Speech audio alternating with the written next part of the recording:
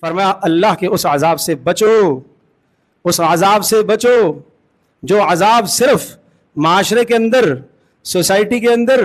امت مسلمہ میں صرف وہ عذاب ظالموں کو نہیں پہنچے گا بلکہ ظالموں کے ظلم پر خاموش رہنے والوں کو بھی پہنچے گا۔ صرف ظالموں کو نہیں آئے گا، ظالموں کے ظلم پر چپ رہنے والوں کو بھی وہ عذاب پہنچے گا۔ لا تصیبن الذین ظلموا منکم خاصہ، صرف ظالموں کو نہیں آئے گا۔ اس لیے میں عرض کر رہا ہوں، ایک ہے صلاح، نیک بن جانا، صرف اتنا کافی نہیں ہے میرے عزیز، بلکہ عذاب سے بچنے کے لیے اگلا اقدام کرنا پڑے گا کہ جہاں گناہ ہو رہا ہو،